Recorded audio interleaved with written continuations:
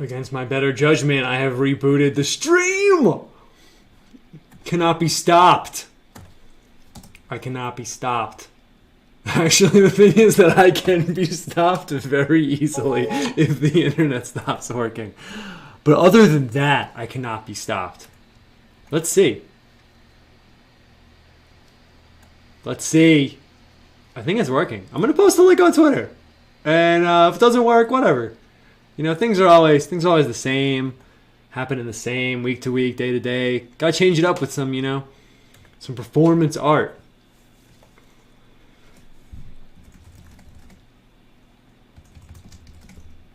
Hold on, I'm just going to post a link on Twitter.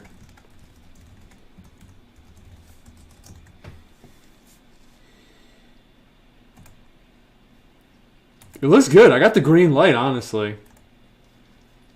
Yeah. Was it a voice crack? Nah. I went through puberty a really long time ago.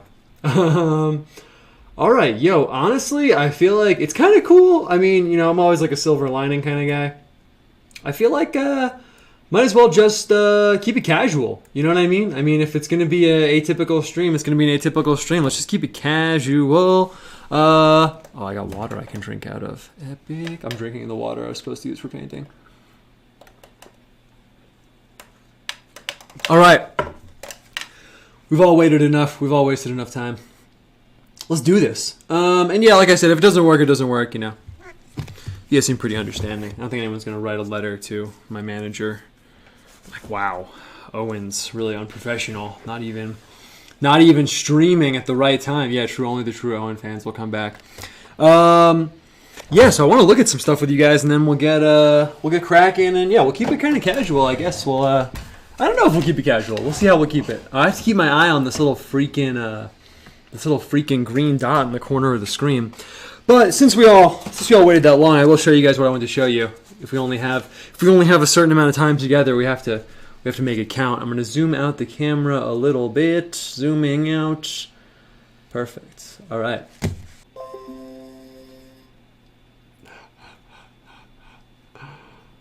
Okay. I think we're back in green world.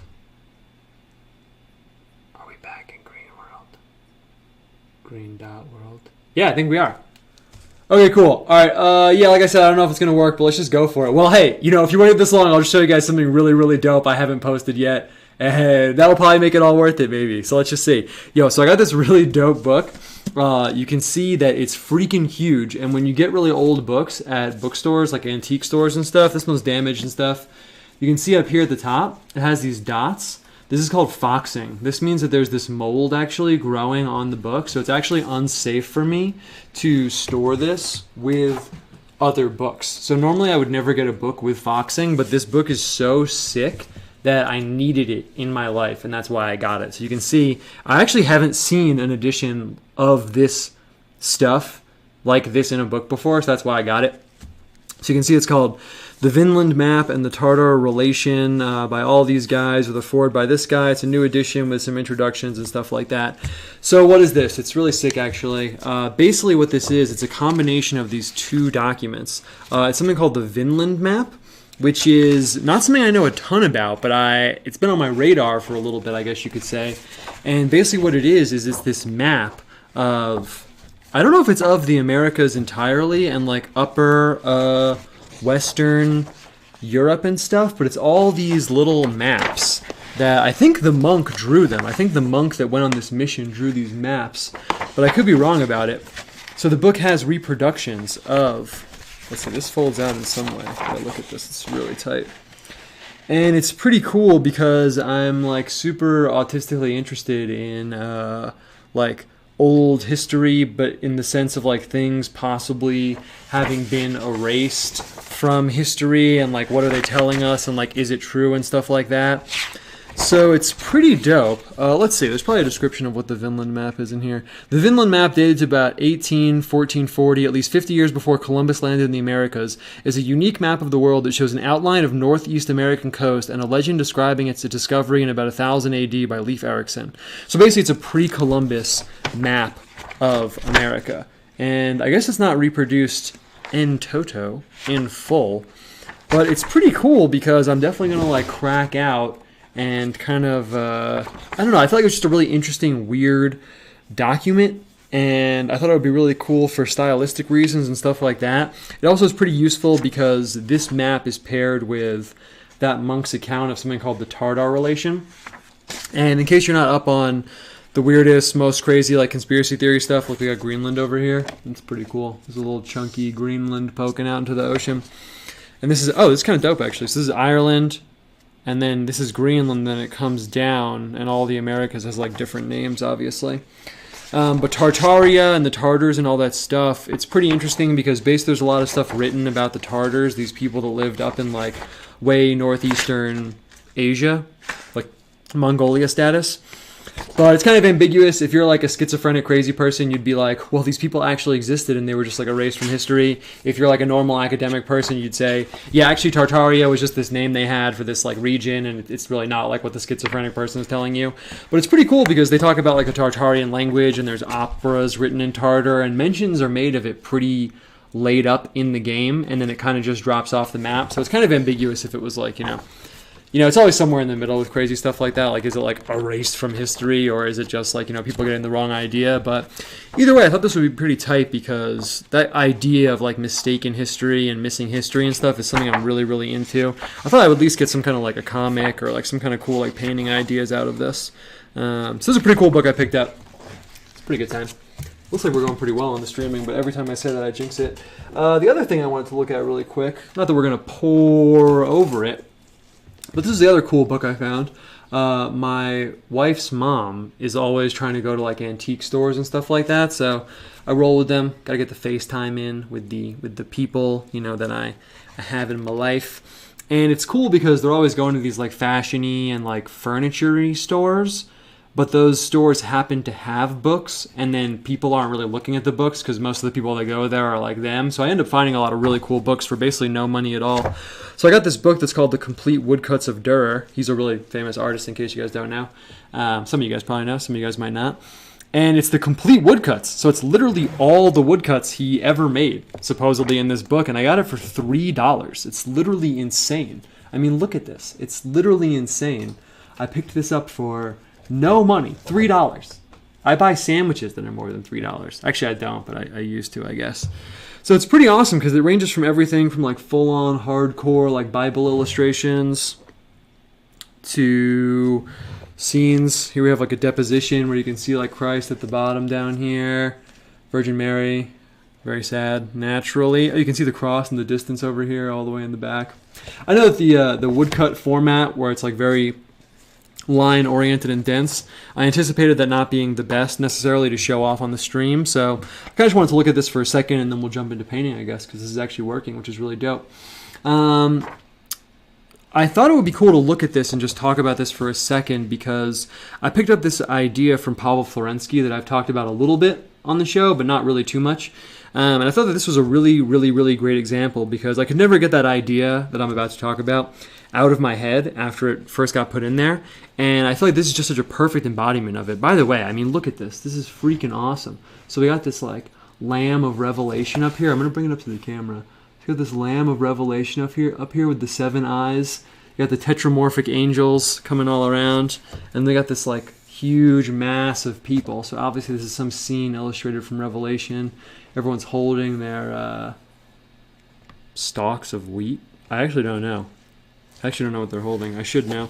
Here at the Beast, Lady Babylon riding the Beast. We painted that here on the show before. Like I said, I know the drawings isn't the best thing to show on the stream, so we're going to move it along in a second. But man, look at this. This is just sick, though. I mean, here we got this guy.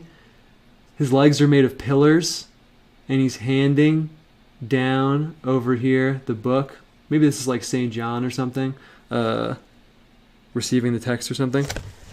Anyway, though, so I'll just kind of flip through this while I'm talking. What Pavel Florensky was talking about in this book called Iconostasis is that different art formats fit the different manifestations of Christianity in terms of their like informational, their way of conveying information and their kind of like natural tendencies. So I think I've talked about this a little bit before on the stream in terms of the Catholic like Orthodox divide, but what he said was like oil painting, you know, you oil paint on a canvas and it kind of naturally lends itself to like sensuous, fleshy. You know, if you go to the Vatican, even you see like the oil paintings of like, you know, naked people, and the clothes are so lush and full. It kind of naturally lends itself to that. And he says it's not a coincidence that like Western Christianity gravitated towards that. Because that's kind of part of the tendency of like the Western mind and the Western like mystical and theological imagination, is to tend towards that like sensuousness, which you also see reflected in like, you know, Catholic tendencies, Catholic mysticism, Catholic saints, all that stuff. Whereas for the Eastern Church, you get icons, icon painting, and there it's way different. If you imagine an oil painting of someone, it's kind of like you're looking at a photograph of someone. You're seeing their likeness rendered in a way like they're a real physical person kind of standing in front of you. But in the Eastern painting, you get the icon tradition, which is totally different. You know, the space is kind of rendered in this different way. It's all flat. It's a little bit more informational than the Western style oil paintings where you're looking through a window and into like a real scene. You know, if you see like a Western painting of the Deposition or something, you're looking into a scene where you can see rocks and there's fog in the distance. It's like it's really happening in front of you, versus like an icon of it where it's more graphic and the information is represented more graphically. And he goes into it really hard. I'm not going to like do like an hour-long speech about it right now, but he goes into it really hard, like even saying, you know, the canvas that you use in Western painting, it gives underneath your hand. It's not hard like an icon board. They paint it on a board. A board is kind of like a wall, so that represents these other like ideological differences that I could go into. But I really wanted to get to this because he says that printmaking is the Protestant religious art medium because it fits the nature of Protestant Christianity. So in all these images, the what you're looking at is represented with line. So you're not getting color and form and large areas of light and dark representing what you're looking at and giving you the visual information. It's all line. So it's almost like close to writing. It's like if you took writing and just pushed it a little bit into the picture making sphere, this is the space that you would be in. By the way, yo, this is dope. By the way, this is really tight. So you're closer to writing. It kind of reflects like the Protestant tendency to focus on like the written word, sola scriptura, which I know is like kind of like a fallacy. It's not really sola scriptura, but you know, we'll talk about that. Actually, we won't talk about that at all, but I'm just recognizing it. But also it's the reproducibility. So these images are made to be reproduced. In case you don't know, so some people probably don't know this, but woodcuts are made literally in the name you can hear. It's made by cutting into wood. So when someone made this image, Dürer made the drawing, he passed it off to a carver, and a carver had this put on a piece of wood and literally carved away all the white space that you see. So all the white space you see in here, like the lion's tail and everything, took this V-shaped knife and carved it out and left the wood where there's supposed to be black. And then you take ink, you roll it over it, and then you press the wood like a giant stamp onto a piece of paper. That's how you do a woodcut. So the whole essence of the woodcut is reproducibility. So he says, you know, it's not a coincidence that Protestantism, Gutenberg Bible, printing press, etchings, and woodcuts, it all kind of like goes together, right? But also that you can customize them and then change them. So when you're doing a run of prints, someone could have printed this in red ink, someone could have printed it in brown ink, printed it in black ink. So it kind of reflects this like worship of reason that becomes characteristic of Protestant Christianity, you know, after its development, and especially as it progresses on, and how the individual, you know, you as an individual would own one of these copies of this image, again, as opposed to an oil painting where the average Catholic person isn't going to own a Da Vinci oil painting. Even to some extent, like a poor, you know, person in Eastern Christianity, they might own an icon, but, you know, this is made like for everyone to have a copy of it, which kind of, again, reflects the Protestant ethos. But I was looking at this and I was just thinking about, you know, it's so interesting. We've talked about it a little bit on the show. I always do painting on the show, but it's something I would like to go into a little bit more. The difference between drawing and painting. Where drawing, you have the line representing the form and what you're looking at. And in painting, it's large areas of light and dark and of color. And it really does make a huge difference. It's almost like with drawing, it's more like poetry, where the person is coming in and putting in these like symbols. And yeah, like how the symbols are represented, it matters. But it's more about like almost like writing and information, like I'm saying. So I'm not sure if what I'm saying is making any sense altogether, but so that was interesting. It's definitely something I was thinking through reading through this, because Dürer is one of the best artists in terms of drawing of all time, and definitely one of the best printmakers ever. So we could just hang out and look at this book. I mean, this is really dope, but I don't think we're going to. That brings me to this little thing right here. I guess the stream is working. I don't want to jinx it, but I'm just going to proceed as though it's like a normal show now. So we'll jump into painting in 1 second. Yo, I got a super chat. That's dope. Thank you, Pragmatic Culture. Tolkien Explorers. Nice. I'm down. Okay, so yeah, so what I want to do right now, so I was thinking, I mentioned it a little bit before we did the pre-show. Now it was a little while ago. But we'll talk about it while I'm painting, but I was so struck by the landscape as I was rolling across the center of the country that I got here, and I was like, man, the painting show, obviously I'm going to do something landscapey, something, color oriented about the landscapes in like Kansas and like the middle of the country. But the thing is, they're almost characterized by their lack of anything. It's really just like these large fields of color. So I was like, is it really going to be so interesting for the painting show? I mean, probably would be. I could make it interesting, but it's not really ideal. And I was flipping through this book, and I was like, man, this is really the total opposite of where my head's at right now, because it's all these super dense, hyper-informational things. And then I saw this picture. I'm going to bring it down a little bit. And I thought this was really, really cool. And I thought we could kind of use this as like a jumping off point. I listened to a talk by Seraphim Rose recently where he talked about St. Christopher, who we're looking at here. Someone on Twitter asked me to identify a medal recently, and it was an image of St. Christopher. And I saw this and was struck by it, so I feel like we should just go for it, honestly. So here we have this image. It's of St. Christopher. What's really cool is here there's this hooded guy in the back. Can you guys see that? I'll bring it up a little bit. There's this hooded guy over here, like watching the saint. That's really awesome. And I just really like this scene, and I thought it also was perfect for, like I was saying, he's kind of put into a landscape.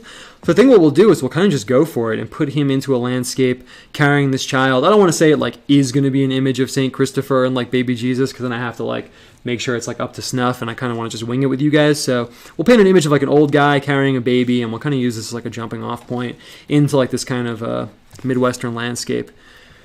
And I'm amped. Right now. So let's do it. I'm going to put the paper down. Cool. I'm going to put the book over here. I'm going to grab this water. How's it going for you guys? It's been a rough time getting the show started, but we're good.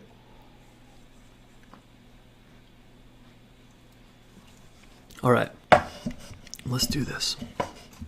And it's funny because when I was getting the show started, I was thinking about doing it just in black and white. But I thought that wouldn't really be interesting enough. But now that we're so delayed on time, maybe I should just jump in and do it in black and white. Maybe that's what I'm being called to do. But I kind of want to get those umber and like yellow tones out in the outskirts. So actually we're not going to do that. And yeah, the story, so someone mentioned in the chat already, someone said it might be the guy who told Christopher about where to go and stuff. So it's interesting because I heard this story recently. I've heard the story a lot, but I heard it recently in a talk by Seraphim Rose. There's a YouTube channel. I think the guy's name is Orthodox Reactionary. I'm not sure. I didn't check because I didn't anticipate talking about his channel on the show right now. But he has an audiobook of something called the Orthodox Survival Guide that Seraphim Rose did. And it's pretty awesome. I recommend his stuff to everyone, no matter what sort of persuasion you fall under theologically, but it is pretty anti, other forms of Christianity, just naturally by him being committed to orthodoxy. So, just letting you know before anyone goes to check it out. So I'm going to move the camera a little bit, and then we're going to jump in. We're going to do this. Perfect. Paper's positioned perfectly. I'm going to move the paint a little bit over here. I'm going to move the last thing. So yeah. So basically he presents this story, and I'm familiar with this story from a book called The Golden Legend, which is a really, really cool book, especially if you're Catholic. But I mean, if you're not Catholic, you can check it out too. And it's like a compendium of the lives of the saints. And it's one of the, people always say, like, I always hear scholars say stuff like, well, after the Bible, this book was the main book people looked at in this time period. So I never really know who to believe about that, but they do say that about the Golden Legend. And it's all these different stories of the lives of saints. And the way Seraphim Rose framed it, I just thought it was so interesting, and I really haven't been able to stop thinking about it. I think we're going to use this brush. Looks like to be about the right size. And it was so interesting because, I don't really like to get into like theological disputing just for the sake of it. But in terms of seeing like, you know, the heritage of like Western thought and why people think the way they do and how things ended up being X, Y, and Z instead of A, B, and C, I thought it was really, really interesting. So let's see, how are we going to start this before I start my little tale? You know, I think we'll just do it like we did last time. I really, really liked that one color isolated elements thing that we did last time. I thought that was really awesome. So that's how we're going to do it this time too. And what I'm envisioning is I'll probably use burnt umber to paint in St. Christopher himself. And we'll have him like old man hunched over style, just like we saw in that picture. And then it would be really dope if we could get him standing in the center. We'll put the baby on his back in a different color. We'll have a little bit of a river in a different color, and then boom, we'll get the landscape on the left and right. If we get that far, that's good enough for me, honestly. I'm going to put this book over here. So let's see. And you know, it's funny. I'm going to show this picture just one more time really quick. Whenever I use this type of image as a jumping off point, you know what I always notice as I'm working on it? This happened when I did my version of St. Anthony, The Temptation of St. Anthony by Michelangelo. They always have, like, you don't really notice it because it's such a good drawing and it's done so well. But if you really look, like 20% of this picture, maybe that's a little bit much, but like 10, 15% of this picture is just this giant cape kicking up over here. So I never know if I should really go for that fully, because I don't know. It's just interesting once you notice it. If you imagine putting a picture together, like you don't read it that way, but then when you actually notice how big of a pie chart the cape is here, just thought I would share that little weird observation with you guys. But I'm going to follow his lead a little bit. I'm not going to do it in like Durer style, obviously. I'm going to kind of do my own thing a little bit here. But let's see. Just going to grab some brown paint. I'm using burnt umber. It's nice, like super dark, like woody brown, because I want him to stand out from everything else. It'll also look dope if we get to paint the yellow planes in behind him. This color will be perfect. Cool. It's not frozen, is it? No, we're good. And maybe I'll paint kind of fast because we don't know how the internet's going to work. So let's see. It just kind of matters if I want to make him bald or not. Oddly, that's going to be like the biggest decision. The St. Christopher here has this like crazy head of hair, but I kind of want to go bald. I kind of want to just go for it. So let's just go for it. Okay, so I'm going to throw them down over here. Nice. And I want to give him a huge beard. So that's kind of going to be the first place that we go. Obviously the beard is the #1 symbol, old age, wisdom, all that good stuff. And I'm kind of going to go for the style we went for last time where, oh, the water's too deep down here, where we had some shading going on, but it was mostly like painterly drawing. I thought that was really dope. So let's just try and see how far along we can get there. Oh, perfect. I gotta go a little thicker. Might even make him tonsured with the tonsured hair. I'm working on a logo right now that has someone with the tonsured haircut. In case you don't know, that's where they have like the donut haircut. It's supposed to look like a crown of thorns. And let's just go for it with the huge beard. I don't know if in the story St. Christopher is actually supposed to be that old. I think he's actually supposed to be kind of like a jacked young guy, but we're kind of just jumping off from that visual. We're not actually too worried about making it like an image of St. Christopher. So I'm going to come down with the long beard. Yeah, that's perfect. That's exactly how I want it to be. Perfect. So yeah, the story of St. Christopher is he's this guy, and in the Golden Legend it's pretty long, but hold on. So let's see. Tuck his face in like that. We're going to go with like the downcast eyes. Like he's going to be solemnly like carrying this child. I guess I do have to make him kind of jacked because in the story he's not really like an old guy. But I really wanted to get that hunched over look. That's really what I wanted. Perfect. Perfect. And I'm kind of just going to go for it. In the picture over here, he's like holding his belt, but I want to make sure I give his back like enough arch that he can be holding the child above him. I'm just going to come down. Perfect.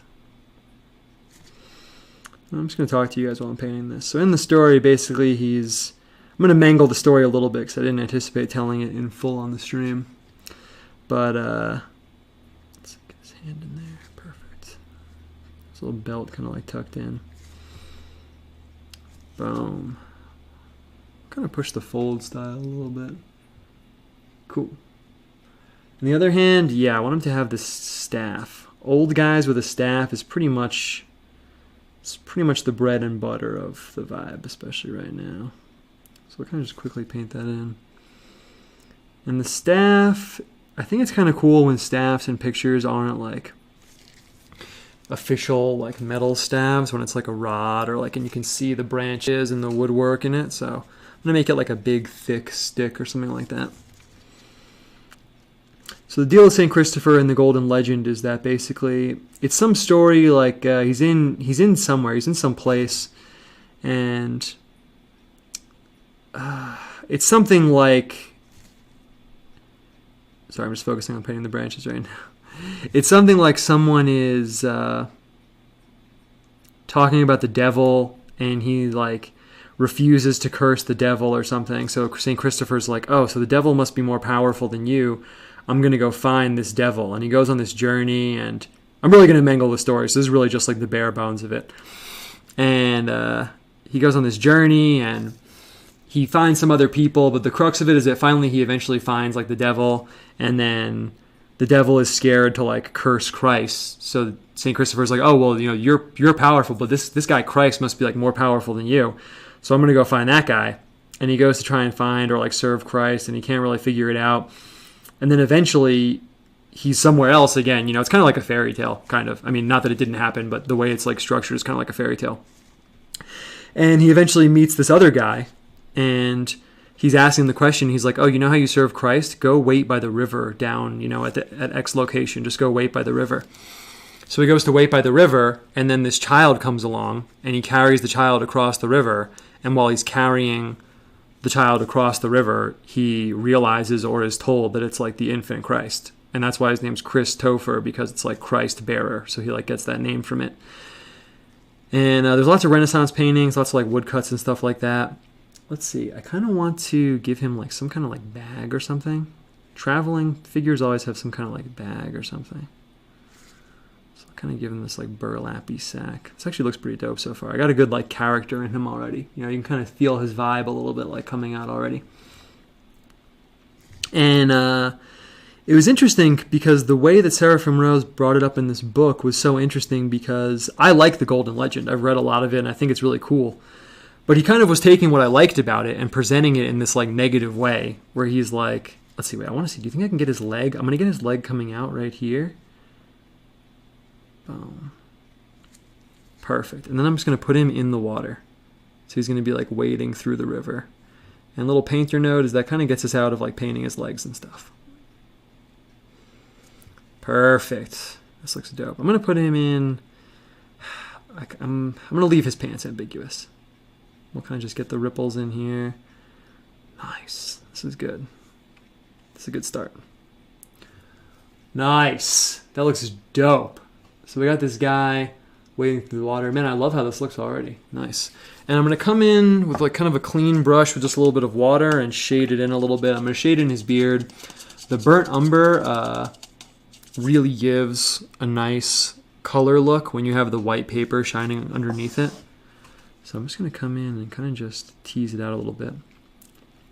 So, yeah, it was interesting because the way Seraphim Rose brought it up is he was like, yeah, you know, by this time you can see that already like Western Christianity had kind of lost its grip on like these saints being like real people, and now these are like fairy tales, you know, and now these are like fantastic stories. And, you know, I resent that in a way because I like that, obviously. But it was just interesting hearing someone bring it up as a negative. You know, it's kind of like someone brings up something like, you know, about your house or like about like your clothes that you're wearing that you never like really noticed before. And then he kind of goes on from there. The whole point of the book, and well, I don't even know if it's a book. The whole point of the lectures that he's giving is he's like painting this picture of why Western culture like ended up in the position he's in. So then he's like, well, you know, and then what happens is someone comes along who is, you know, academic, who's like a scholastic learning type person, and they read this story of St. Christopher and they're like, well, this didn't happen. This is just like a folktale basically. And they don't see it as like a real saint that they should respect or learn virtues from or something. That opens the door for them to then come along and be like, yo, all this stuff is fairy tales and all this stuff is just nonsensical. And he basically says it's like what opens the door for, scholastic atheism basically to come in this way, because it's super easy to come along when you hear a story like that and be the smart guy in the room who's like, well, that never happened, obviously. Like, what? And he contrasts that obviously with the East, with Orthodoxy, where that's where his bias is. I'm not saying that's what I think. And then he's like, that didn't really happen here because here the saints never stopped being real people. They never transitioned over into this like fairy tale like situation. And I thought that was really interesting. I don't know. I mean, I definitely don't like subscribe to that like fully also because, I just heard the idea. And also I do like the fantastical element of things. I think it serves some purpose, but I did think it was interesting in a way because it made me reflect on the Golden Legend as a whole, and like, yeah, that kind of is the vibe of the whole thing. And like when I would pitch it to people, I would kind of use that a little bit as like a selling point. Like in the Golden Legend, one minute you're reading like a quote unquote like real saint story. The next minute you're reading like some fantastic thing like I just described, or even more crazy. The next minute you're reading something like something that's obviously kind of like mystical, allegorical. Like I can't think of one off the top of my head, but it always reminds me of something called the Mahasiddhas in Buddhism, where there's stories like, they'll be told to go somewhere, and then when they finally go there, they find a snake, and their teacher taught them to be fearless, so they grab the snake, and the snake turns into like a sword, and, stories that are obviously not meant to be interpreted literally. And there's stuff like that in the Golden Legend. So I went with this darker brown for his kind of cloak on the bottom, and I actually really like it. I like this texture that we got down here. I almost feel like we should make it darker, but I'm not going to. I really like the look of this right now. I think it looks really good. I even kind of want to put like a leaf or something. I'm going to put some leaves on his staff just because I feel like that would really be like a tight look right now. Not for any particular reason, although it kind of makes his staff like a living object rather than some dead like piece of wood. If we really want to go for it, I could put some lines in the staff, just like some subtle lines, just to give it some texture. I feel like that's the one thing on the show. I want to step up the texture game, especially for watercolor and painting like that. Man, I really like how this guy looks. I really like it a lot. Yeah. Cool. Awesome. Okay, so now we're going to transition over to this child. Like I said, I don't want to make it like this is an image of Saint Christopher, this is an image of the Christ child, because then, like I said, then I kind of got to like worry about it being good enough as like a representation. I would never like, just doodle up like a little baby Jesus on the stream. So we're going to stay in the allegorical realm and say that this is like a allegorical figure, elderly man carrying an infant. There's a lot we could read in there. And I feel like, I don't know, I'm kind of torn because I kind of want to, I feel like the bold thing to do would be to just go with the straight up cadmium red for the child on his back. I mean, that would be kind of dope. Let's just do it. This is the unauthorized stream, so let's just do it. So yeah, anyway, I thought that was really interesting, and it really made me think a lot about like a lot of stuff, just like how that fantastical element is incorporated, and I really like that. I mean, it really kind of like draws me in a way, but then I do wonder, like, it kind of opens the door to a lot of stuff, because then if I'm talking to someone and they're like, well, do you think that really happened? I mean, I don't know, maybe it didn't, but then there are some more fantastic stories where like obviously they didn't probably happen like that, and they probably are symbolic, but then it's such a short walk to be like, oh, so this saint story is symbolic, so then these stories in the Bible must be purely symbolic, so this is all just basically like Jungian symbolism, really, right? And this isn't really like a real thing anymore. You know what I mean? It's so interesting seeing it as like opening the door to other things basically. So I thought that was really interesting. That's part of why I thought it would be cool to paint an image kind of like St. Christopher. So in this image that we're looking at here, the Durer one, I'm just going to pull it up really quick. Dun, dun, dun, dun, bing. He's kind of like really riding this guy's head, and he's got his hand on his head. It's a really tight image, actually. I love the cape. I'm worried if we go cape style, though, then we'll then we'll get full on superhero. So we're not gonna go with the cape. Oh, word up, Peter's here. What's up? I saw someone else's chat and they were talking about people with wrenches. And I guess that's what happens when you make someone a mod. I made a few people mods here and they have wrenches next to their names. Okay, so baby style. I'm kind of torn on how I wanna paint this guy. I think I'm just gonna go for it. Like I said, this is the unauthorized stream. They can't really both be bald though. One of these guys has to have hair. So let's see. I'll kind of just go in here. Little baby head. Babies' heads are very round. There's a figure drawing book I really like called Figure Drawing for All It's Worth by Andrew Loomis. And I'm going to go for it with the baby with open eyes. Sometimes I give everyone these long eyes, but I feel kind of freed up since we started the show late and everything. So we're just kind of go for it. So we got this baby up here. Give him a little ear. This is the archetypal baby. Give him a little hair. We were looking at the Durer book. We'll give him a little kind of like messy hair coming off. Give him a little nose. It's not really a baby nose, but it's all good. We can accept it. And I'm going to give him some kind of halo because I'm noticing. I'm going to bring it down a little bit so you guys can see. Perfect. Sorry for shaky cam effect. So let's see. I'm going to give him a little... this baby's wearing like such nice clothes in the Durer etching. I feel like a baby wouldn't be wearing these like epic clothes, but maybe we will. I kind of just want to make the baby's features like as rounded as possible. It's going to kind of look more like a kid than a baby. Just give him this little paw hand. Yeah, that's perfect. I was worried about making him too big. I saw someone in the chat said like, I wonder if this is going to be like huge baby on small man style, but no, I didn't want to land that. And the two colors is doing an interesting thing because I kind of want to have his leg hanging over, but I guess I can't because of the style that I chose. So what I'm actually going to do is I'm going to kind of have that be like his foot, and then we're going to come up. Yeah, I'm cool with that. And I got to give him a halo, otherwise he's not going to stand out from the landscape and everything. It's a generic holy baby. Like a dragged before the Inquisition. I'm like, it's not St. Christopher, it's a generic holy baby. It doesn't mean anything. And I'm going to break the one color rule and throw down a little halo behind him. I'm going to color in his shirt. I want to make him match the Saint a little bit more. And like I said when we started, I think getting them in this yellow landscape is going to be sick.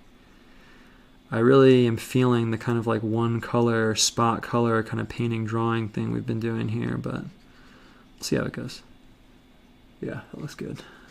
I also don't want it to look like a devil, so I'm going to make the hair a little bit messier on the outside. Perfect. Perfect. Looks great. And I'm going to get the yellow. I'm torn between the cool yellow and the warm yellow for the halo. If we're going to make kind of yellow fields on the outside, then we'll put the same kind of yellow in his halo. We'll kind of marry the halo to what's going on the outside. I know I said it before, but I really like how the old man came out. There's like such character in him. Really got lucky on that one, I guess. Perfect. And we'll throw down, I want to get the fade in the halo. We'll see if we can get it in here. That's the other interesting thing about all these 1500s European etchings and stuff like that. No one has halos. Like even like Virgin Mary in here straight up will be like ascending into heaven and there's no halo. And I was sketching some stuff out of it before, and like not putting the halo in was so difficult. It's like I'm someone who's smoking and I have to like hold a cigarette in a movie. I'm like, don't light it up. Don't put the halo in. Don't put it in. But I did, of course, obviously. Obviously I put the halo in. And I really want to get the fade, but the paint is so thick I'm not actually getting it. Oh yeah, people are asking about St. Christopher with the dog head. Yeah, in the whole talk I was just talking about a second ago, he also talks about that. He's like, that's how you get St. Christopher with the dog head, and it becomes like a fully like fairy tale thing. I actually don't know if I think that that's why St. Christopher with the dog head exists. It's actually kind of not, but I found a few different explanations for that. I don't remember if we talked about it on the stream or not, but there's some weird writing about... Actually, we did a show about Gog and Magog. There's some writing about weird dog-headed people that that exists in a lot of places, and I've seen some stuff saying that dog-headed Saint Christopher is supposed to be like one of those people. But then you're in a whole weird world where there's like, is there more than one of these saints? Like, you know, are they all meant to be the same person? You know, X, Y, Z. That looks pretty dope. That looks pretty dope. All right, let's just keep it moving. Let's keep it moving. We started late. Let's keep it going. Let's see how far we can get. I'm going to throw them into a river right now because they are crossing a river. And kind of torn. Should we throw down the cerulean blue? I think that's the move. I think that's going to be the move for sure. So let's do it. And let's see. There's a lot of stuff I want to talk to you guys about. Oh yeah, if we're going to get to the landscape, that's something I'm really stoked to talk about. Obviously, I can't ask everyone this, but I really wish I could know where everyone is from because I'm kind of just tripping out about the intersection of like place and aesthetics so much that like someone on Twitter tagged me in a post. They were like, "Have you been to Michigan?" And I was like, "No, tell me all about it. Tell me everything." But basically, yeah, in case you haven't been seeing me posting on Twitter, I drove from somewhere on the east side of things over to Colorado. So I passed through like the center of the country that I've never been to before. And it was really awesome, man. It was really totally mind-blowing, honestly. I really responded to the... Okay, so I want to make this river low because then we're going to go up into the fields and stuff like that. So I want to make it low and tight because I want to have enough room to get kind of like an expanded left and right situation going on. Let's see, I just want to put I could move the camera, but I'll just move the paper to get us right back on track. Perfect. So I'm going to put it pretty low. Let's do it right here.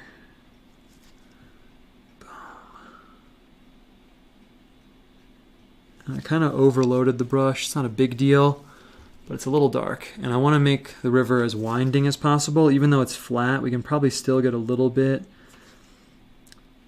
of that winding energy. So what we're going to do is I'm going to bring it out a little bit, and then I'm going to cut in, and I'm going to open it up, and I'm going to cut back. Might look more like a pond than a river, but you know, very limited amount of space here. What are you going to do?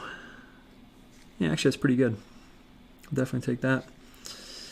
And what I just did there was very dangerous because when you work back into the watercolor, sometimes you get too much bounce back, too much. It looks too overworked. Yeah, I see some people asking me questions in the chat. If you tag me, I'll see it. Who's asked me? Spoop Tales? Ever been to Canada?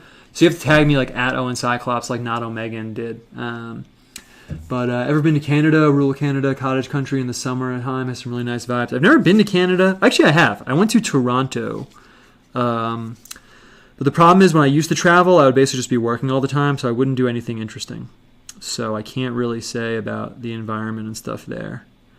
I'm going to kind of have this fade from dark to light, which is sort of the opposite of what I would normally do, but I don't know. I just got the inclination that it would be tight. So we're going to throw this down a little bit. And I might have made the front a little too dark even, but let's see. I got lucky that these brown ripples I painted in didn't kick up when I started doing this. So I got lucky. And I'm also working on hot press watercolor paper, which I don't really like as much. It's totally flat, so the paint just kind of hangs on the paper differently. Normally I use cold press, but we're going to make it work. So yeah, anyway, I responded to the landscape so much more than I thought I was going to, man. It was insane. I've never been in any environment that's that open and sparse. I posted a video on Twitter, but I pulled off at this like rest stop so I could take my dog out, and I ended up hanging out there for like a half an hour just because there was like nothing around in any direction, and it was so awesome and it was so refreshing that I just stood there with nothing in my field of vision except, you know, these like hills of corn and the highway like receding into the distance. It was so amazing. It was really great. I've never been in any environment like that before ever. So I'm going to throw in some horizontal lines just to give this some more texture. It's a little wet, but it'll actually kind of look good because it's wet. But yeah, like where I'm from, you know, I can't say where exactly, but you know, pretty much anywhere on the East Coast, you don't really get like views and like vistas like that. I mean, you do, but I really can't. I can't think of anywhere around where I'm from where there's like nothing around for seemingly like hundreds and hundreds of miles like that. So It's pretty awesome. It made me want to get like some, 10-foot by 12-foot canvases and paint some like very self-indulgent, just like yellow on the bottom and sky on the top paintings, which I might do watercolor style. Might do that. Okay, nice. Man, this water's looking good. You always get a good effect with the water when you get like the light underneath and then you paint the bars over the top. You really get that like effect of like reflective water. It's really nice. It's really nice. Cool. Man, it's coming out great. All right. It would be really cool if I was, making a bunch of pictures. It would be cool to have one like this where they're just in this white abyss, Those are like very self-indulgent painting moves. Like, oh, they're just on the whiteness of the paper, man. It would be cool, but we're not, we're not going to take it there right now. Okay. So now it's time. So speaking of the landscape and stuff like that, which I'm going to go into more, I guess. There's another topic I wanted to hit, but we'll see how much time we have. I don't know if we'll go late or what. I'm kind of just going to roll with it, We had an atypical start to things. Okay, so with the landscape in the back, we have lots of options. And that's what I really want to just think about for 1 second. Because I guess with the space, what we're going to have to do is, so the river's here, and it's kind of like the river's disappearing like over a horizon. So I think what we'll do is I'll paint in the horizon left and right. We'll get some interesting color and texture work like receding into the background. And then we'll kind of just put in a little hill of color. We'll get a second little hill behind it and a little hill of color and a second little hill behind it. And then I think we're just going to go open sky above that. Maybe we'll do something interesting with the sky. We don't need to fully indulge my like obsession with Kansas right now. Maybe we will. Maybe we won't though. We'll find out. We'll find out as it goes on. I think that I'm a little torn with how to paint the ground, but I think I just want to make it yellow, honestly. I mean, that's what I'm vibing out on right now. We already have this yellow. I'm wondering, yeah, it'll be a break from the one thing being one color thing for the rest of the image. It'll look good. So we have raw sienna. This is like the rich yellow brown that we have.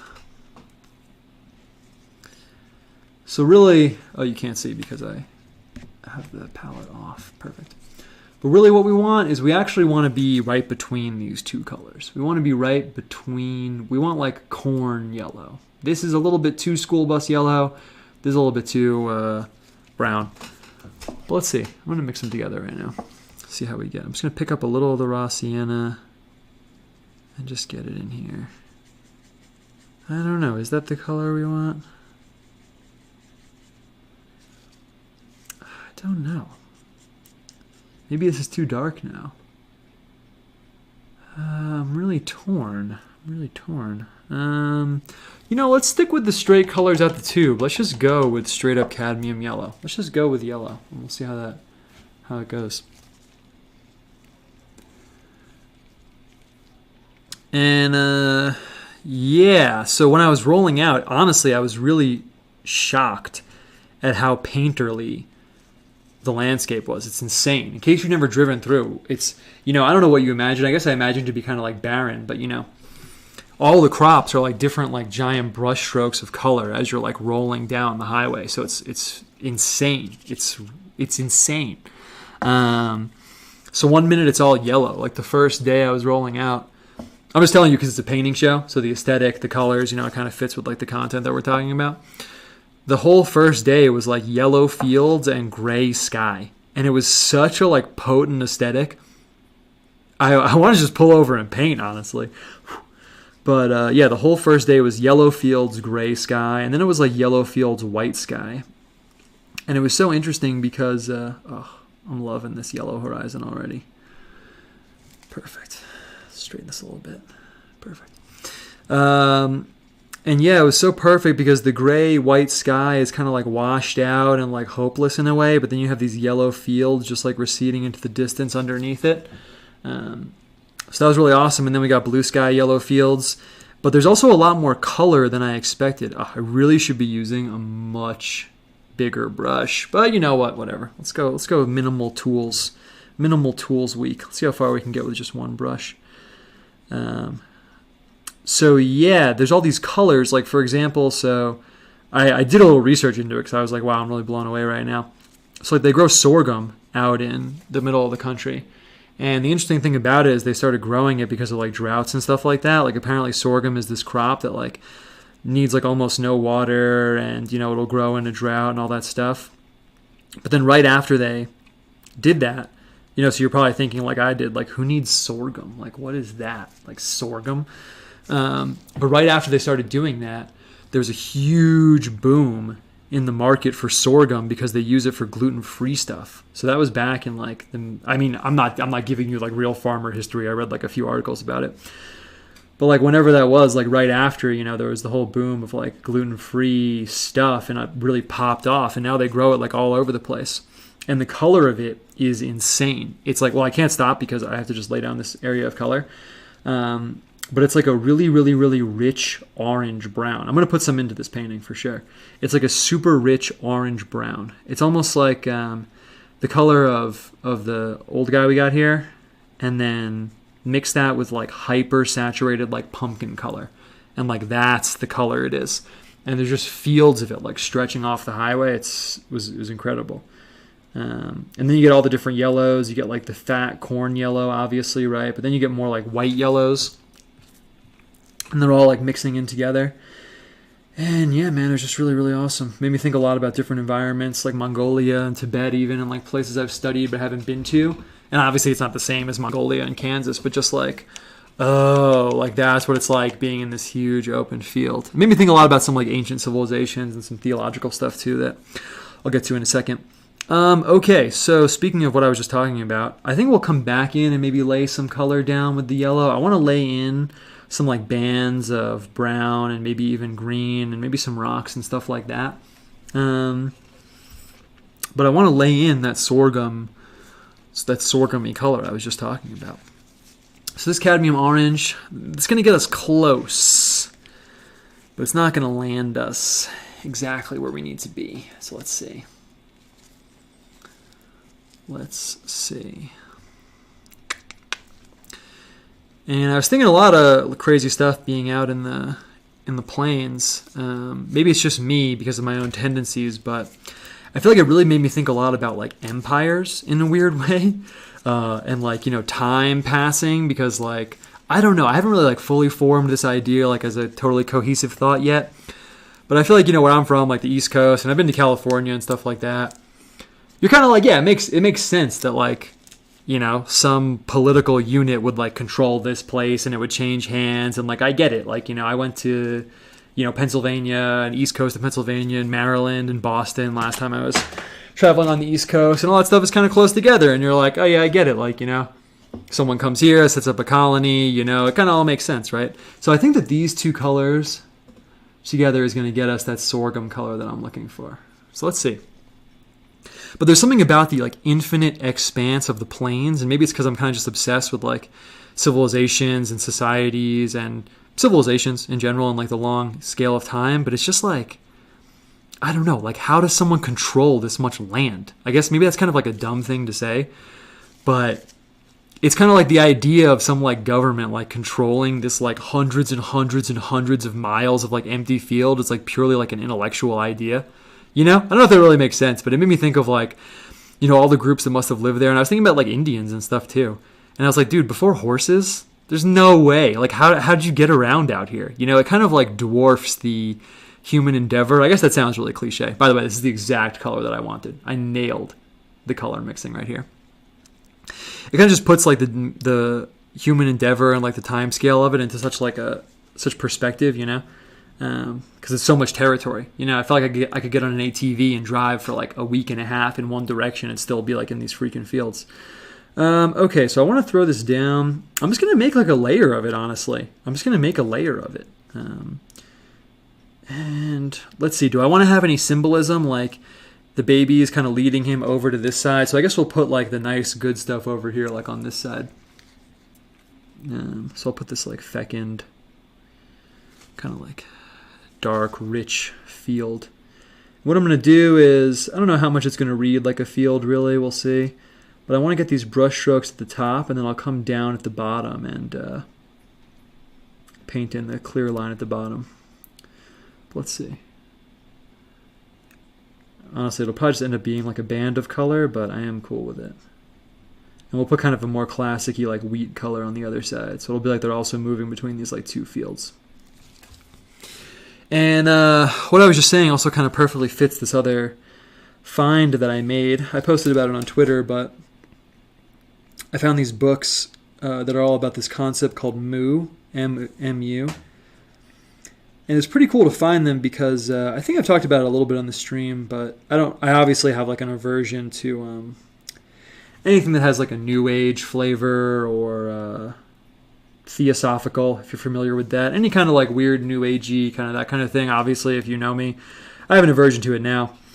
But the whole idea of Atlantis as like a real concept was really like huge for me when I was first getting into weird stuff in general. In case anyone doesn't know, I've talked about it before, but just to give like the 10-second version is like the concept of Atlantis and like third eye stuff and, you know, weird idea world in general. It's not just like, oh, there was this place and then it fell apart. The idea is basically that the civilizations we know, looking the furthest back into history, that those were like colonies and remnants of a greater civilization that is lost just beyond the fog of time. So it's a very seductive idea, but independent of it's like whether it's true or not. I don't necessarily like. I wouldn't like defend that idea like in a debate or something. But I think it just struck my brain in such an interesting way, and I feel like it's such a cool, creative. I guess I'll call it a mythos in a way. I'm just gonna throw down this kind of like wheat color on the other side. Mythos in a way, like it's so trippy.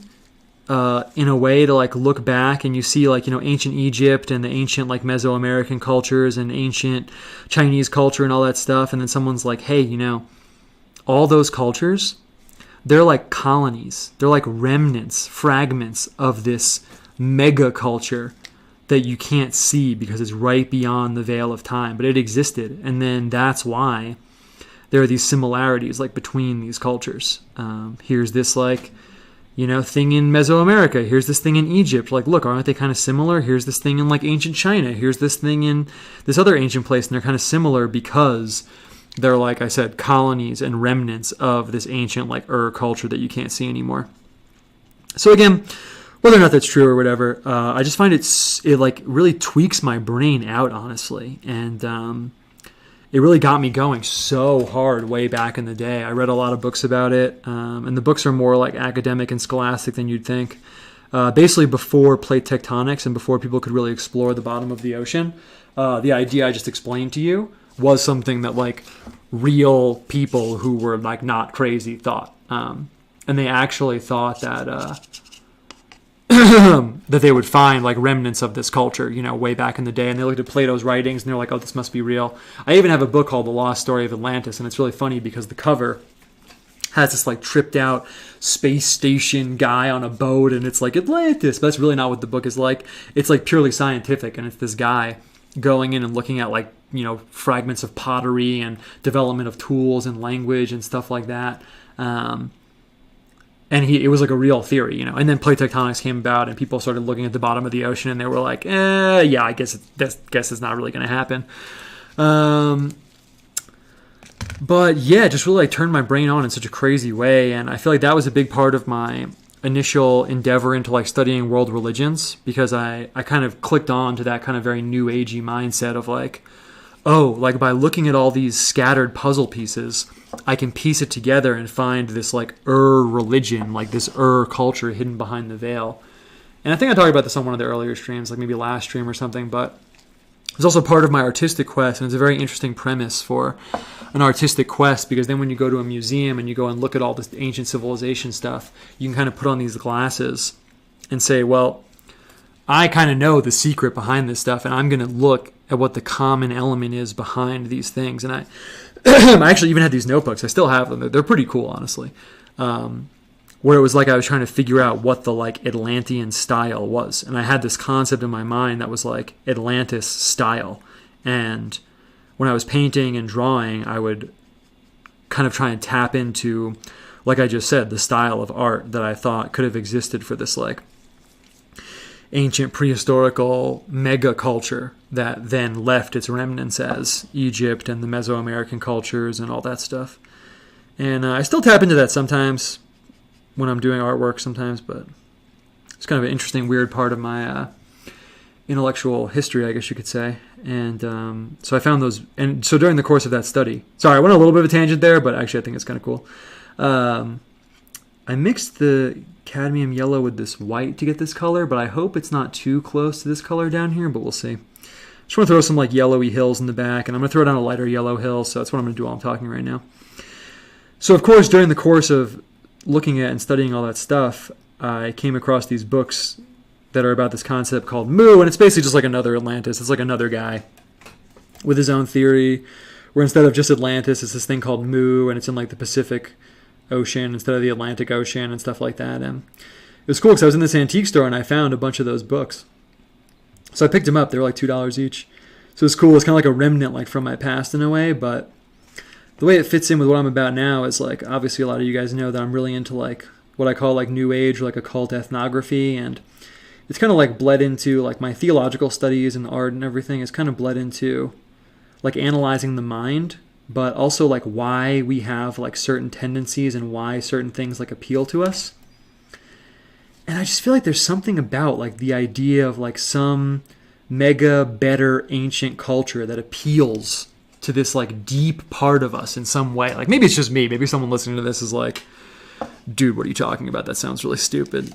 But I feel like there really is something about it. Like it almost is like it's like naturally like this missing puzzle piece in you that someone can come along and be like, hey, guess what? Like there was this, you know, culture way back in prehistory that was more advanced than any of this other thing. Don't you feel like that's true? And you kind of feel it like, yeah, I do feel like that's true.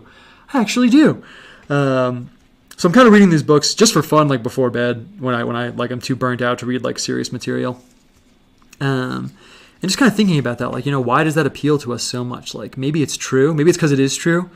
Maybe there's like a part of us that knows that there is some like ancient culture, I don't want to say ancient culture. That makes it sound like kind of like almost like pagan-y. Like I'm like, oh, we got to go back to this ancient culture. I think maybe it's more something like that we know that like something's missing about history, you know? And I feel kind of vindicated by that in a way, just because even in the Bible, like in the book of, which book is it? Is it in Ecclesiastes? It says, you know, history gets forgotten. You don't get remembered. I think it even says, like, you know, societies rise and fall. It probably doesn't say that exactly, but it says, like, you know, everything gets forgotten and then the next thing happens and there's nothing new under the sun, right? So if that's actually true, then, you know, there must be empires and civilizations we didn't know about that just kind of got lost to the sands of time. Doesn't mean there's some, like, epic, more advanced than anything we can imagine culture, but it means that we don't have the whole story according to that particular, probably taken out of context, single line of a book in the Bible. You know, it's always theologically sound when someone takes a single line out of a book of the Bible to fit their preconceived notions of something. Definitely really allowed to do that. Let's see, you got some stuff in the chat. Did you just talk about those Mu books? Yeah, I was just talking about them right now. Can you give us some names for that stuff about culture and prehistory? I'd be interested in reading about that. Let me think about it. Let me think about it. I'll think about specific Atlantis stuff I can recommend. The thing is, for topics like that, sometimes I bring up topics like that and someone's like, yo, tell me to check something out in that world. But like, you know, there's only, like, it's like kind of like I have to recommend you like totally schizo, like absolutely insane people, and then you have to wade through like all this material. But I will think about it. If you hit me up on Twitter, I can find that book that I was thinking about. It's called The Lost Story of Atlantis or something. I'll find it, but I don't have it right now. Curious to see the Atlantean style. Do you still have the notebooks? Yeah, I do actually. Yeah. Yeah, maybe I'll break it out sometime. I use it in my artwork sometimes still. But I don't really call it like the Atlantis style anymore. I call it kind of like proto style.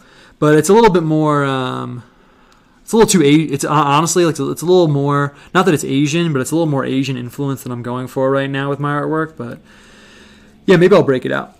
I'll break it out a little bit. I drew a lot from like patterns. There's a lot of like pattern motifs you find in different cultures that you can kind of piece together, and like certain motifs that are similar. Like if you really look at it, Egyptian art and like Incan art and stuff like that, you can look at like ancient Incan art and kind of see it as like a degraded form of Egyptian art, actually. Not that it is, but you can see it that way. So I got this really pale yellow up here. I don't know, I'm kind of torn on what to do with some more hills. So I'm just going to kind of throw down like this pale yellow and see how this looks. Let's see. Perfect. It's a little too pale for the stream. It's a little too pale. Maybe it's just pale enough, actually. 'Cause it kind of, when it's that pale, it kind of really does look like it's receding into the distance. But let's see. Let's see. We'll just kind of leave it at that. I'm kind of torn on what to do with the land around him, honestly, because I was going to put in some like rocks and grass and all that stuff, but the whole just flat yellow looks really good. It looks really good. Kind of torn. Like I could come in and put chunks of color in, but I don't know. I really like how they're standing out against this landscape. I am going to put like a dead tree or something in here. But now it's time to address the sky, and that means that I must commit and get a larger brush. I should use a brush like this to paint in the sky right now, but let's see how clean this brush is. We can also get to talking a little bit more. I've kind of just been going on my little monologue situation, but let's see, is it clean? Not really. It's not really that clean at all. Let's see if I can get it clean or not. Cool. So yeah, so I got this move. Whoa, whoa, chill out. My dog's barking. Intermission, dog barking. Hey, hey. What you doing? She's been barking more since we've been here, probably because she's in like a new place. Okay, I think this brush will be clean enough. Let's just go for it. I'm hitting it on the white paper. Cool.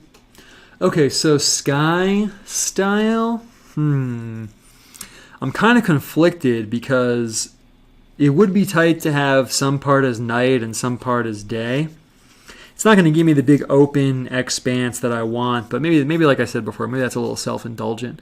Since we did a little bit of a bizarro stream situation today with like starting late and all that stuff, let's just I need more water. I'm in this weird painting position now because this little spot that I'm in, so this is working within the limitations of the materials, which we always talk about creative wise. All I have is this one coffee cup to put water in, but it's the water in it is like painted out now. It has like paint. Hey, stop. So we'll just work with it. We'll just go. Oh my God, Petra, stop! Stop barking. Oh my God. Okay, if she barks again, I have to go get her, but it'll just take like 2 seconds. I'm gonna just do it right now. Hold on 1 second. Wait 2 seconds. Intermission. Okay, come here. Come here. Come here. Come on, Petra. Yeah, come downstairs. Yeah, here's your leash. And you think you're going for a walk, but guess what? You're not. You're gonna get tied to my chair because you were barking. Yay, come here. Yeah, come here. Yeah. Yeah. Come on. And now you're gonna be tied to my chair. Yay, that's so fun. Okay. Cool. All right. Sorry, I had to get the dog. Yeah, sit in your bed. It's okay. Everyone's listening to you bark, but you don't know because you can't conceptualize such things. Okay, so what I'm going to do is I'm going to throw down the water, and I'm just going to hit it with indigo. Indigo is kind of like the night color that we use here. Someone said could be crossing the river from darkness to dawn. Just a subtle difference. Fewer stars, a hint of light behind the hills.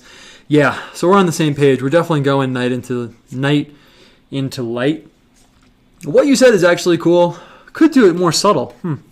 Should I take advice from the chat? Could do it more subtle than I was thinking.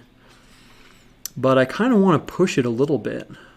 Let's see. Let's go with this. What you said is a good idea, but maybe I'll regret it. But I'm going to go with the boldness here. I wish I could show you guys my dog, but I can't get doxxed. But she's really tight. I'll paint her one day on the stream. Okay, so I'm going to throw down this color. We're going to get a little bit of that orange in the sky, but it's okay. We'll kind of use that as like kind of like the dawn situation. So I'm just going to throw this down. We're going to wet the paper, and then we're just going to come in with the indigo. Boom. Night style coming through. It's really funny because my dog is sitting here and she thinks I'm talking to her, but I'm not. Okay, so let's see. And you can see with the hot press paper, you get this it's a different kind of texture. So maybe I shouldn't have made it wet first, but we're just going to roll with it. If it looks like stormy sky, that'll actually be kind of cool. But you're seeing already the rule I always say with watercolor, you can't overwork it. So I kind of just have to let it settle in. And on the other side, I'm going to drop the cobalt blue. Let's see how it goes. Cobalt blue is like a nice fat day color. And actually it could be cool because the difference could make it look like it's stormy into blue skies. But let's see how it goes. Nice. And I'm just going to try and pull this blue down. Oh, come on, give me some water. Perfect. I'm just going to pull this down. Okay, let's see how this shakes out. We're in a precarious moment here. I'm going to grab some paper. So the storm behind them looks tight, but the day sky in front of them looks a little too stormy. So let's see, I'm going to try and dab this up a little bit. And then I think what I'm going to do is I'm going to come in with the cerulean. I'm hoping this will be lighter.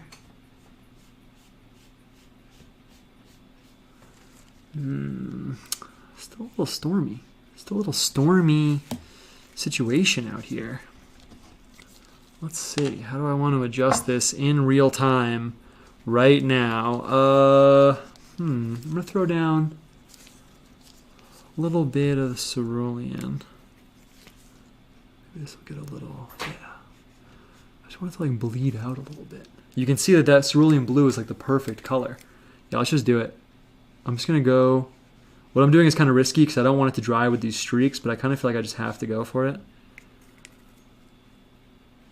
Okay, that is dark, but it's all good. Let's see. Okay, this is officially unscripted craziness going on. Let's see.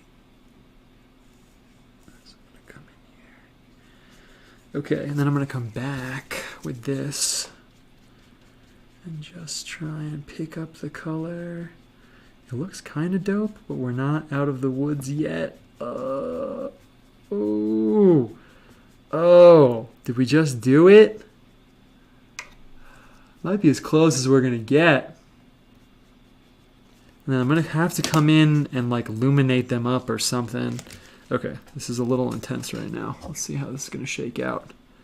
Let's see how this is going to shake out. I'm going to come down here with the darkness. I'm kind of wondering if I should just go totally insane and like paint them like with luminous color. I'm kind of wondering if I should. Let's see. Let's see. I'm just going to do it. Let's do it. We're totally off the map. We're totally in unscripted territory. I'm going to grab the lemon yellow.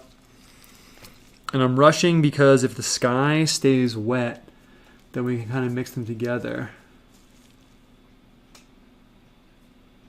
Okay, and someone asked me a good question, actually. I shouldn't have taken the time to read that because I'm letting the paint dry, but it actually was a good question.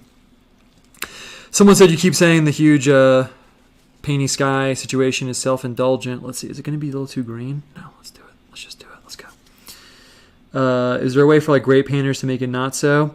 Yeah, totally. All I mean is like, okay, let's see. I'm going to go back and forth between putting this glow in and answering your question. Okay, let's see. And I want it to mix on the edges. All I mean is like you can imagine like, you know, if you went to go see a painting or something and, you know, it's just like a big patch of, you know, yellow brown at the bottom and a big open blue sky and like nothing else. Like, yeah, it's either going to blow you away or you're going to be like, okay, come on. I don't know if I'm explaining it very well, but I feel like it would be, you know, a little self-indulgent for me to do a stream where I'm just making like huge brown on the bottom and then huge blue sky. But maybe you wouldn't. Maybe I'll do that next time. Okay, so we're putting this glow in, and here's the thing about this glow. It actually looks really good on the stream, but it's a little too green. So I'm going to come in. It's not like too green, like we could get away with it, but it would be better if it wasn't exactly so green. So I'm going to come in and take the corn color that we have, and I really want to blur that up a little bit where the blue meets the light. Okay. Okay. It's pretty cool, actually. It's pretty cool. Okay. Where is the cadmium yellow? Perfect. Nice. And now that I'm looking at them illuminated like that, I feel like maybe we should put a little bit of stuff in the ground, because where it hits the border, where the yellow hits the blue, it looks good, but it's a little like that's now where there's the most kind of variational detail, and we don't really want that. Like, we don't want the viewer's eye to be drawn just to the edge of the halo. That should actually be kind of like an incidental space in the picture. So we're going to have to... It's kind of good because it gives us something else to do. We're going to have to kind of balance it out, though, with the rest of the picture. And I'm going to try and like mitigate the greenness here with a little bit of the orange glow. Yeah. Yeah. And it kind of marries them into the rest of the picture a little bit more. A second ago, it was almost like they were highlighted, you know? And like they were highlighted out from the rest of the picture. But now they're kind of married in. And we lost a little bit of the baby's red halo there, but actually it looks pretty dope. And now I'm just leaning into the painting strokes. Now I'm just letting the strokes, like here you can see the strokes, here you can see the strokes, but now I'm kind of leaning into it because that's kind of become the style of the picture. Man, that looks good. That looks good. I love how this guy came out over here. I got a little bit of the streaky situation over here, but I think it's okay. Actually, I think the way that, you know, it's the paper. It's because I'm not using the cold press paper that I'm used to. With the cold press paper, it's like a, what was I going to say? With the cold press paper, it's like a paper towel. You get like the natural texture of it and it soaks in. With the hot press paper, though, the paint kind of sits on top. In fact, I think you can tell on the stream. Yeah, you can. This didn't even dry yet. It's just a pool of water that's pooled up on the paper. Whereas if this was cold press paper, it would have soaked in already. So I didn't really anticipate that variable, but it's not a big deal. I'll probably just leave it. I'll probably try and distract from that by putting like a sun up in here or something. I think that would be kind of dope. But the main thing to address right now, we'll go a little bit over. So it's 8:47 in Eastern Standard Time. We'll go a little bit over. You know, we'll wrap up the painting. We'll let it kind of have its natural time that it should have. But the main thing now is I have to kind of texture up the land a little bit. Before we had this very like watercolory situation in here, we could get away with the flatness, but I think now we just need a little bit of variation in there, which like I said is cool because it gives us something to do. I'm going to take some of the colors from the back actually. So I'm going to take this brown color and I'm just going to come in and put some bars in. He's got bars. I'm just going to put some bars in. Yeah, just like that. It's perfect. Just some like bars of color, and I'm going to kind of have them getting a little bit thinner as they go in the back, so it'll give us a little perspective there too. That was a little too dark, but it's okay.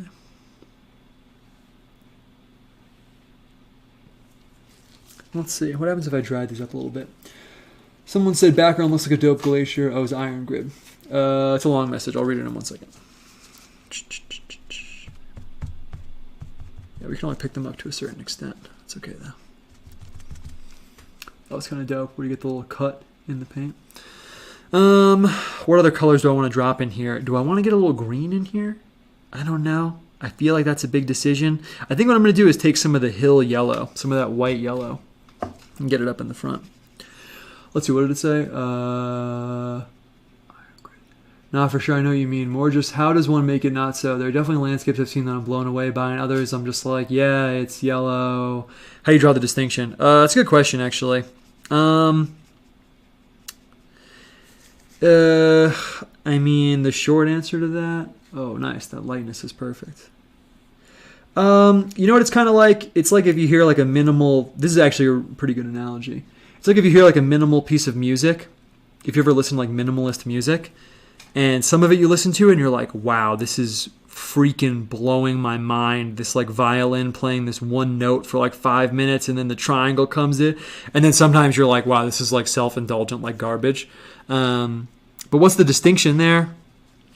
I don't know, man. It's hard to say. I mean, it's like the efficacious use of the materials. It's like if there's... It's really more... It's like, does the art come together and form something that's greater than the sum of its parts? You know, I can imagine someone painting, and I've seen it before, someone painting like a cornfield just as like the big areas of color. I'm just going to keep adding these stripes in while I'm talking here.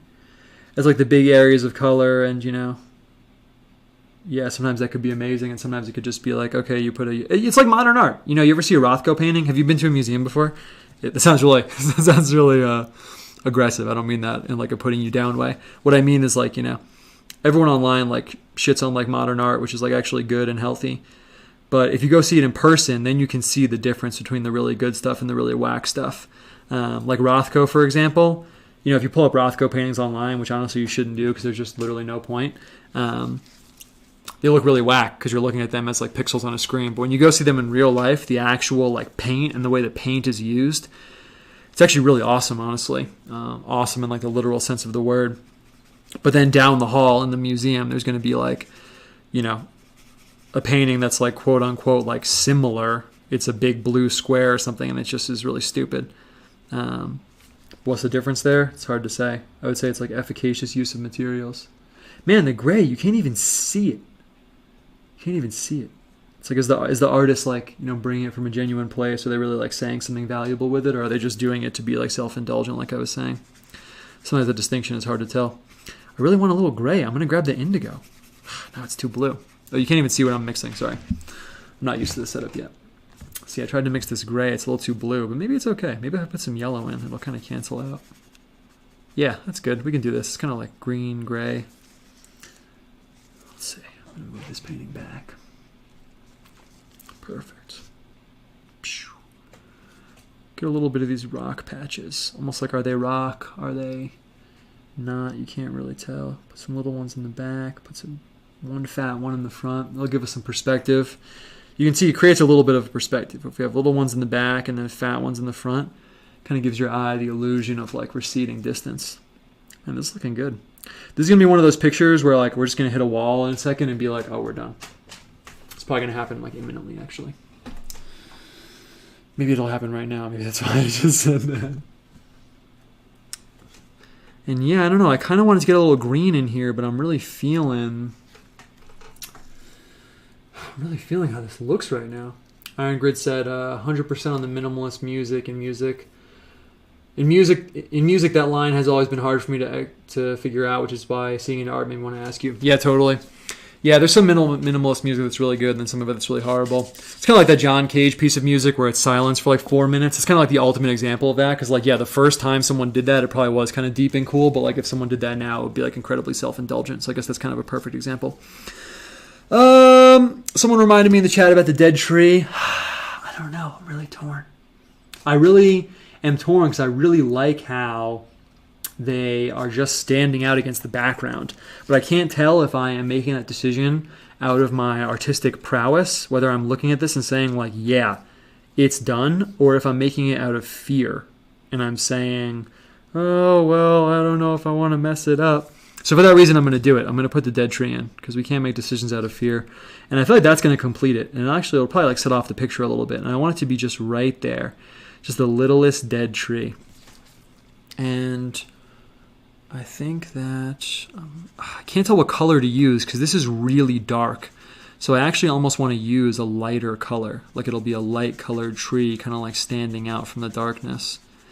And I don't want it to be too brown because when things are in the distance like that, they almost take on the color of the sky actually. So but you don't want it to be too blue either because they have to be able to tell it's a tree. So let's see, I think that that's perfect. Almost like it'll be gray. And let's see, if it's whack, we can paint over it. And we're probably going to wrap up in a minute, so if anyone wants to ask me something, it's cool. Or if you're just chilling, you can just chill. Oh yeah, the 2 leaves on the walking stick. Yeah, I'll color those in maybe. Maybe. You know, actually it would be sick to make them kind of like autumny. Like I could make them like orange or something. Okay, let's see. Gotta get in the zone.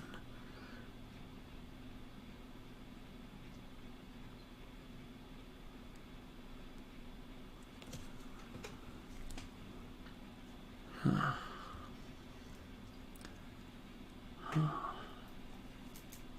You know, honestly, that might be perfect. Might be perfect. I'm going to see how that dries, because it might be like, you know, you wouldn't notice it, but then if you look, you'd find it. Pragmatic Culture said, how you doing, bro? I'm doing great, man. I'm doing great, especially since this, I don't want to jinx it, but especially since this worked. But I'm doing good, man. I'm set up here, and I can just do the artwork I need to do and the fun artwork I need to do. Fun. For the next like few weeks, it's really tight. I have a lot of space cleared out to do some creative stuff. I'm hoping when I get back from this trip, I can just like unleash. Like I have a lot of stuff I haven't even released yet. I've got some comics. I got like 5 or 6 comics altogether I haven't released yet. Really short ones. So I want to push that a little bit. It's kind of like not a new project, but it's like an expansion of like an old project. So I'm hoping while I'm here I can just build up the arsenal, and then when I get home just like unleash while still unleashing stuff like day to day while I'm here. So we'll see how that goes. I actually like this because it's kind of blended in with the background over here. I am going to paint in the leaves. Just a tiny bit though, with the tiniest hint of the sorghum color. And that's going to be it. How am I doing otherwise though? Outside of that, it's good. Outside of the work situation, the only other thing, I guess you could say the thing I have going on is I'm trying to train my dog. She's really good. Yeah, this is a good call. She's really good, but she barks sometimes, as you guys just noticed. And I guess not off the record, but what I'm kind of thinking is just by the time I have kids, I really need to make sure she's like trained up. So that's kind of the other thing going on in my life is like dog training and stuff. Okay. Honestly, I think we're good. It's right about 9 o'clock, and I'm looking at this, and it looks sick. What I'm thinking right now is I'm really trying to strike this balance between like dense areas of visual information versus the openness, and I just really like the balance that I have going on right now. I could put a moon over here and a sun over here, but I feel like I always do that. And I'm kind of just feeling like I should let it ride. I kind of feel like if I do that, it'll kind of take away from it. Because what I really wanted is like while you're looking at them, you have this like big open void. But if I start putting stuff all around, then it like takes away the void feeling. So I might kind of just roll with it, honestly. It's not something I would normally do, but it's kind of what I like to do on the show is things I wouldn't normally do. So let's see. I'll look away for a second. You know, I usually do that at the end of the show. I'm going to look away for a second. If anyone wants to ask me anything, they can. And then we'll wrap it up. But I got to look away for like 30 seconds. And I also realized, I said this last time, but I got to start moving the color mixing palette away at the end of the show, because then you can really like see it. You know, then your visual space is cleared out. So let's see, it's 8:58. We'll wrap up in like 2-3 minutes. Someone said, let it ride. It's really a feeling just like this. Yeah, for real. Yeah, it's dope. Let's see, is there anything else I want to talk about? Little outro. Now we're in the outro mode of the show. We hit off the topics, the Moose stuff, Atlanta stuff, Kansas Plains stuff. I mean, I guess just in terms of vibe, I'm really amped because I kind of want to push like the esoteric America stuff a little bit more, and just rolling out there, I really felt like it. Like I drew this picture where like there's a pyramid coming out of these cornfields in Kansas, and I was like, yo, this is tight. So I really just feel like the vibe is like ripe for new things coming together and stuff like that, basically. Someone says, was it a comic or video you said you were going to make on your conversion to Christianity? Yeah, I have that too going on. I'm making a video because I don't know if I mentioned this last time. Maybe I did, but people ask me all the time how I became Christian. 10-second answers. I want to tell them because maybe they're into like black magic occult stuff and I want to help them. But, you know, so I try to make a video, but I'm doing it in parts. So I have the first 2 parts together. The first part, and it's like long, obviously, because, you know, that's how it is. First part is like up until getting into the occult. The second part is getting out of the occult. Now I have to film the other ones. Maybe I'll do it while I'm here. I can't tell if I should drop it in parts, because if I post it now, it's like you'll hear the first like hour and a half of the story, and then you're just like, oh. So I can't tell if I should drop it in parts or not, but we'll see, I guess. Someone said, hey, Owen, when is your VTuber debut? I don't technically know what a VTuber is. If it's like vlogging, this is as vlogging as it's going to get. If you mean like where someone controls one of those anime girls, right? Is that what VTubing is? I don't even know, honestly. But I'm not going to do that. All right, so I think we're going to wrap it up, yo. It's right at 9 o'clock. I mean, we started really late, but I mean, the picture kind of ended itself. Like I always say at the end, I always feel like I need to recap, but I feel like I nailed the colors on this one. I'm really going to be pushing the like plains color scheme. We talked about like the plains and all that stuff. But yeah, man, I'm amped to be doing some art while I'm here. Next week, I'll make sure we get together on time, you know, with the internet and stuff like that. But that's basically it. Is there anything else I should say about this? Not really. I just feel like, honestly, like I just am really stoked to keep pushing the vibe forward visually. And I haven't been posting as much art as I want, but like in the background, dude, I'm working on so much stuff that I really can't wait to show you guys. So that's what's going on with me. And that's basically it. That's the painting show. An atypical painting show, but a painting show nonetheless. Got a little archetypal St. Christopher and the baby on his back. So we're going to wrap it up right now, guys. That's it. Thank you for coming through. Yeah, I know. Someone said perseverance succeeded. Yo, I actually, right when I was going to start at the end, the second time, I was like, man, I really shouldn't be doing this because, like, you know, if it cuts out again, I'm going to look so stupid. And then I was like, you know, I'm not going to be motivated by not trying to look stupid. I'm going to be motivated by trying to do something positive. And I started the stream, and we got all the way to the end. There's a lesson there or something. We have to just keep pushing in our battle against the forces of darkness and unaestheticness. That's it.